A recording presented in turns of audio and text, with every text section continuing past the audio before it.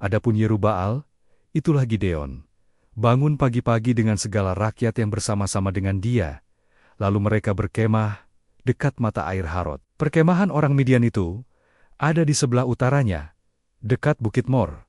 Di lembah, berfirmanlah Tuhan kepada Gideon, terlalu banyak rakyat yang bersama-sama dengan engkau itu, daripada yang kuhendaki untuk menyerahkan orang Midian ke dalam tangan mereka. Jangan-jangan orang Israel memegah-megahkan diri terhadap aku, sambil berkata, tanganku sendirilah yang menyelamatkan aku. Maka sekarang, serukanlah kepada rakyat itu, demikian.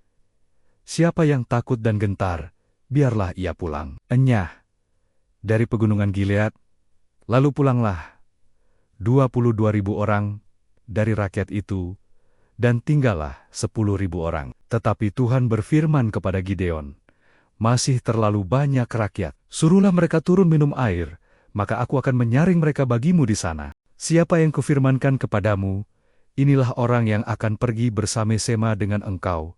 Dialah yang akan pergi bersama-sama dengan engkau. Tetapi barang siapa yang kufirmankan kepadamu, inilah orang yang tidak akan pergi bersama-sama dengan engkau. Dialah yang tidak akan pergi.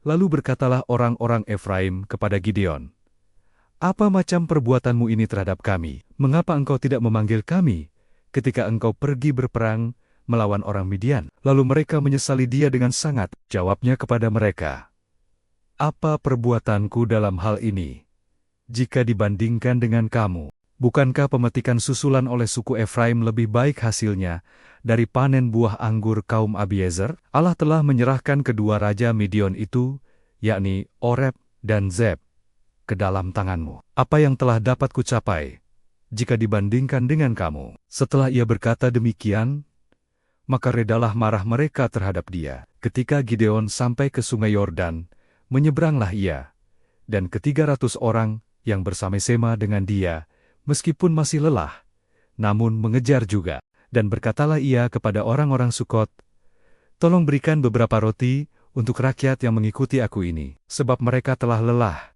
dan aku sedang mengejar Zebah dan Salmuna, raja-raja Midian.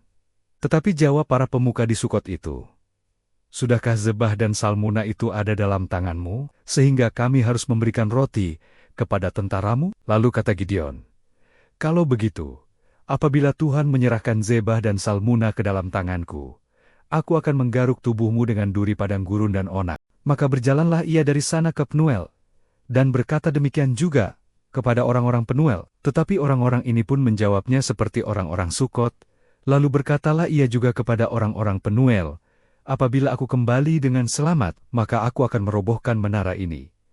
Sementara itu Zebah dan Salmuna ada di Karkor bersama-sama dengan tentara mereka. Kira-kira 15.000 orang banyaknya, yakni semua orang yang masih tinggal hidup dari seluruh tentara orang-orang dari sebelah timur. Banyaknya yang tewas ada 120.000 orang yang bersenjatakan pedang. Gideon maju melalui jalan orang-orang yang diam di dalam kemah di sebelah timur Nobah dan Yokbeha, lalu memukul kalah tentara itu ketika tentara itu menyangka dirinya aman. Zebah dan Salmuna melarikan diri, tetapi Gideon mengejar mereka dan menawan kedua raja Midian itu, yakni Zebah dan Salmuna, sedang seluruh tentara itu dicerai-beraikannya. Kemudian, kembalilah Gideon bin Yoas dari peperangan dengan melalui pendakian Heris. Ditangkapnyalah seorang muda dari penduduk Sukot.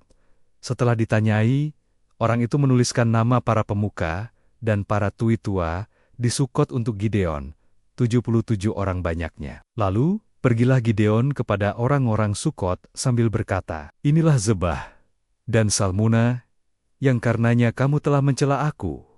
Dengan berkata, sudahkah Zebah dan Salmuna itu ada dalam tanganmu, sehingga kami harus memberikan roti kepada orang-orangmu yang lelah itu? Lalu ia mengumpulkan para tua kota itu. Ia mengambil duri padang gurun dan onak, dan menghajar orang-orang Sukot dengan itu. Juga menara Penuel dirobohkannya, dan dibunuhnya orang-orang kota itu. Kemudian bertanyalah ia kepada Zebah dan Salmuna, di manakah orang-orang yang telah kamu bunuh di Tabor itu? Jawab mereka, mereka itu serupa dengan engkau. Sikap mereka masing-masing seperti anak raja.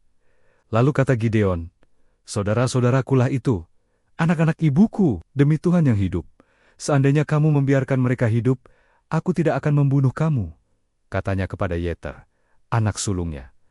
"Bangunlah, bunuhlah mereka."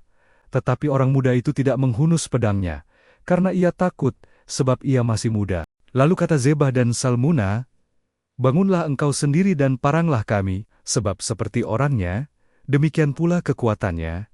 Maka bangunlah Gideon, dibunuhnya Zebah dan Salmuna, kemudian diambilnya bulan-bulanan yang ada pada leher unta mereka. Kemudian berkatalah orang Israel kepada Gideon, "Biarlah engkau memerintah kami, baik engkau, baik anakmu maupun cucumu, sebab engkaulah yang telah menyelamatkan kami dari tangan orang Midian." Jawab Gideon kepada mereka, "Aku tidak akan memerintah kamu, dan juga anakku tidak akan memerintah kamu, tetapi Tuhan yang memerintah kamu." Selanjutnya kata Gideon kepada mereka, "Satu hal saja yang kuminta kepadamu. Baiklah kamu masing-masing memberikan janting dari jarahannya, karena musuh itu beranting-anting mas, sebab mereka orang Ismail." Jawab mereka, "Kami mau memberikannya dengan suka hati."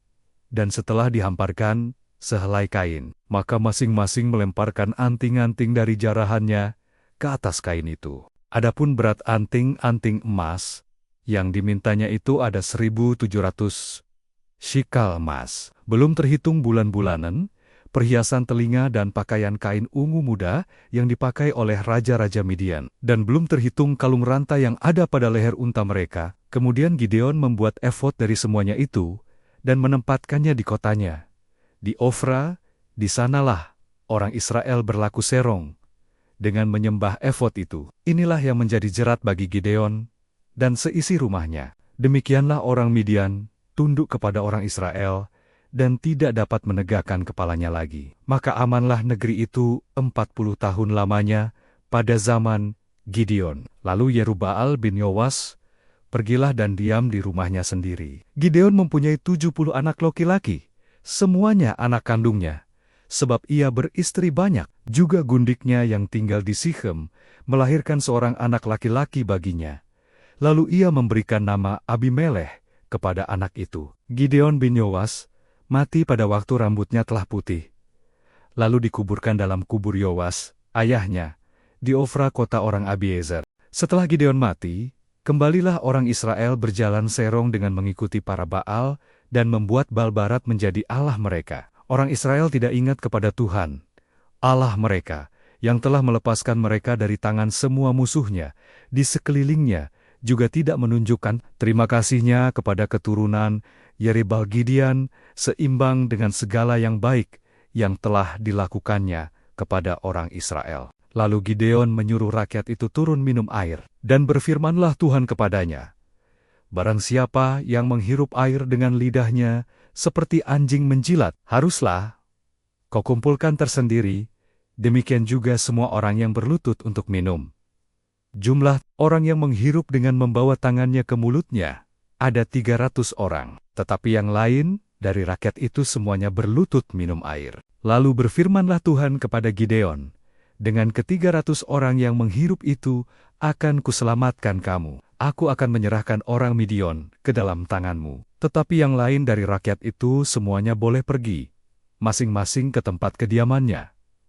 Dari rakyat itu mereka mengambil bekal dan sangkakala. Demikianlah seluruh orang Israel disuruhnya pergi, masing-masing ke kemahnya, tetapi ke-300 orang itu ditahannya. Adapun perkemahan orang Midian ada di bawahnya, di lembah. Pada malam itu, berfirmanlah Tuhan kepadanya, "Bangunlah, turunlah menyerbu perkemahan itu, sebab telah kuserahkan itu ke dalam tanganmu. Tetapi jika engkau takut untuk turun menyerbu, turunlah bersama dengan Pura, bujangmu, ke perkemahan itu. Maka kau dengarlah apa yang mereka katakan. Kemudian engkau akan mendapat keberanian untuk turun menyerbu perkemahan itu."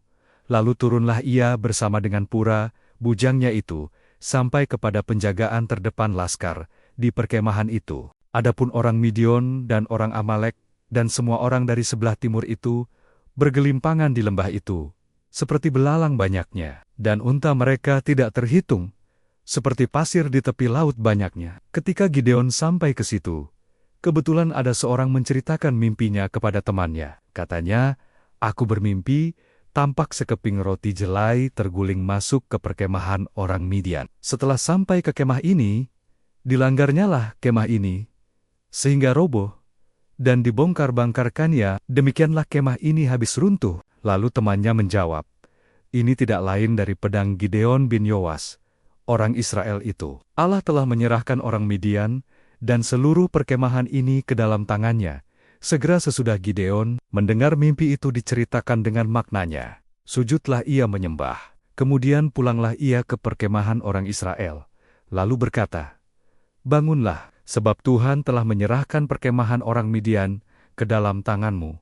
Sesudah itu dibaginyalah ke 300 orang itu dalam 3 pasukan, dan ke tangan mereka semuanya diberikannya sangkakala dan buyung kosong dengan sulu di dalam buyung itu. Dan berkatalah ia kepada mereka, "Perhatikanlah aku, dan lakukanlah seperti yang kulakukan. Maka apabila aku sampai ke ujung perkemahan itu, haruslah kamu lakukan seperti yang kulakukan. Apabila aku dan semua orang yang bersama dengan aku meniup sangkakala, maka haruslah kamu juga meniup sangkakala sekeliling seluruh perkemahan itu, dan berseru, 'Demi Tuhan dan demi Gideon.'" Lalu Gideon dan ke-100 orang yang bersama-sama dengan dia sampai ke ujung perkemahan itu pada waktu permulaan giliran jaga tengah malam, ketika penjaga-penjaga baru saja ditempatkan.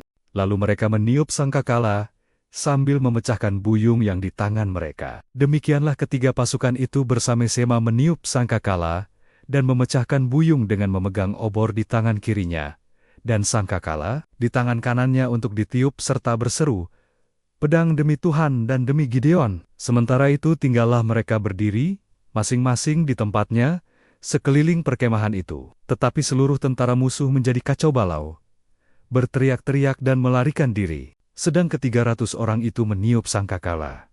Maka di perkemahan itu Tuhan membuat pedang, yang seorang diarahkan kepada yang lain. Lalu larilah tentara itu sampai ke Betsita, ke arah Zerera sampai ke pinggir Abel Mehola dekat Tabat.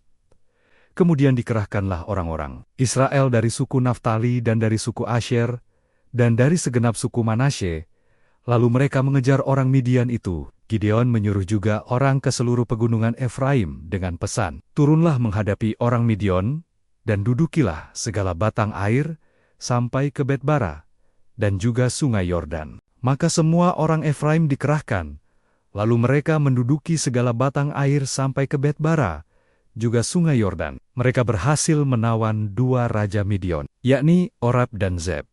Oreb dibunuh di Gunung Batu, Oreb dan Zeb dibunuh dalam tempat pemerasan anggur Zeb.